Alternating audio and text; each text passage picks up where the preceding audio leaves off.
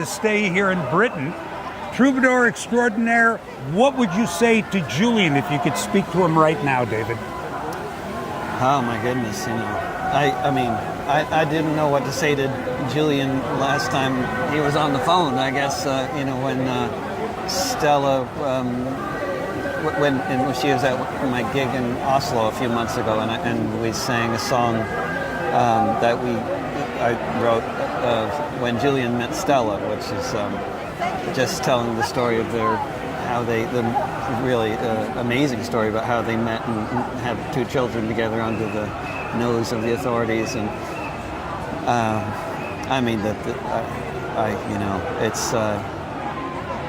there's any number of trite things I could think of to say, but in reality, I have no idea what to say to somebody in his situation. I never know what to say to somebody in his situation. It's just so unbearable and not unimaginable, perhaps, but it's a terrible torture that he's undergoing for the past, in one form or another, for 13 years, and it's.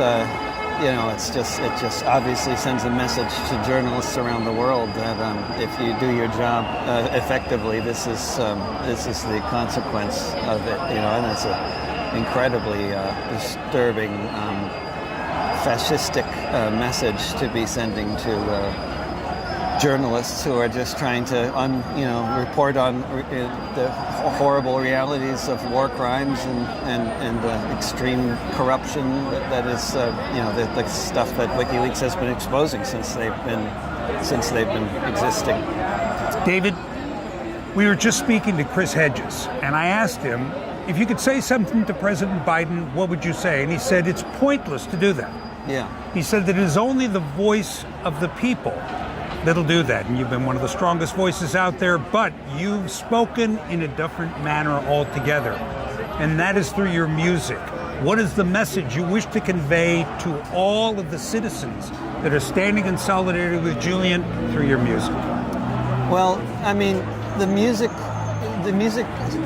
hopefully serves a number of purposes, right? So one of the purposes is to, like with a song like "Behind These Prison Walls," is to explain in a few minutes in rhyme why Julian Assange matters so much, and also just to sort of explain what his situation is, and because it's a very complex case and history, and WikiLeaks and the campaign, the disinformation campaign against them, is very complex, and so I think that also makes it all the more important to be able to boil down essential elements of what's going on in musical form and other short form communication that's effective, But the other thing, and it's true, and I completely agree with Chris Hedges, Biden isn't listening, and hardly anybody in the Congress is listening either, and it's pretty much a prerequisite to be in the White House or in the Congress. You have to be a sociopath, to get to that position, right, in the first place. So I think that's in the resume. It's in the and so you're very unlikely to be listening to artists like me. However, I aim, honestly, to make my songs accessible to people like him. If by any chance he might be paying attention to Spotify and at the time that the song comes on, that my intention is for these songs to actually break through with people like that.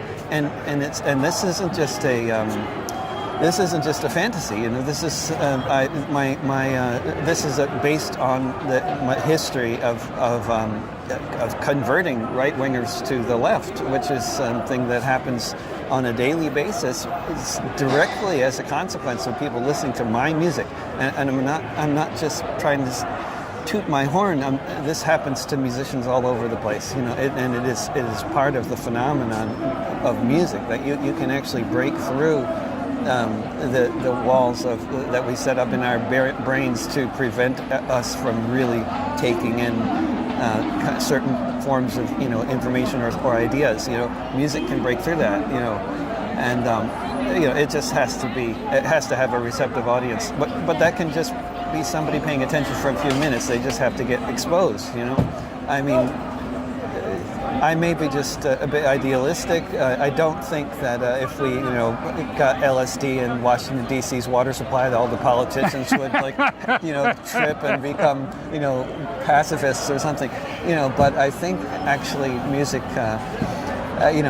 music can have an impact. Of course, the system is obviously set up to prevent anybody from having a revelatory experience and changing, look what happened to Kennedy. I mean, they got other ways of dealing with that. It can be a catalyst. It can be a catalyst. Yeah. David, thank you for being a superb flatmate. Oh, the my music pleasure.